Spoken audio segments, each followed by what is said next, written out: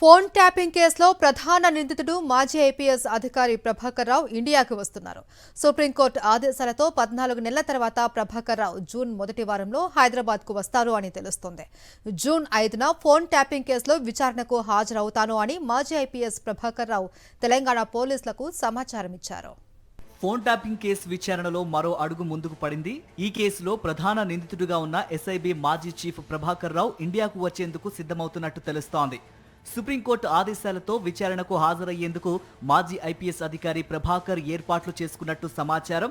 తెలంగాణలో కాంగ్రెస్ పార్టీ అధికారంలోకి వచ్చిన తర్వాత అనధికారికంగా బీఆర్ఎస్ సర్కార్ హయాంలో ఫోన్ ట్యాపింగ్ జరిగిందన్న ఆరోపణలపై విచారణను మొదలుపెట్టింది.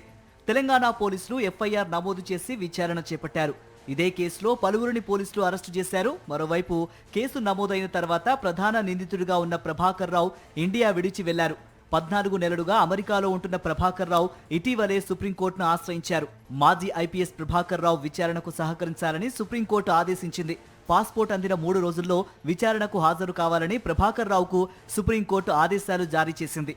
మరోవైపు విచారణకు సహకరిస్తానని సుప్రీంకోర్టుకు అండర్టేకింగ్ లేఖ ఇచ్చారు ప్రభాకర్ రావు.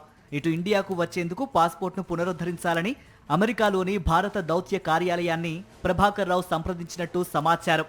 పాస్పోర్ట్ అందిన వెంటనే ప్రభాకర్ రావు ఇండియాకు వస్తారని తెలుస్తోంది. జూన్ 5న విచారణకు హాజరవుతారని ఇప్పటికే ప్రభాకర్ రావు దర్యాప్తు అధికారులకు సమాచారం ఇచ్చినట్టు ప్రభుత్వ వర్గాలు చెబుతున్నాయి. ఎస్ఐబి మాజీ చీఫ్ ప్రభాకర్ రావు ఇండియాకు వస్తుండటంతో ఫోన్ ట్యాపింగ్ కేసులో ఎటువంటి పరిణామాలు చోటు చేసుకుంటాయి అన్నది చూడాలి. మరోవైపు ఫోన్ ట్యాపింగ్ అంతా ప్రభాకర్ రావు ఆదేశాలతోనే జరిగిందన్న ఆరోపణలు ఉన్నాయి. ఈ మొత్తం వ్యవహారంలో కీలకమైన ప్రభాకర్ రావు విచారణకు హాజరు కావడం కీలక పరిణామంగా చూస్తున్నారు.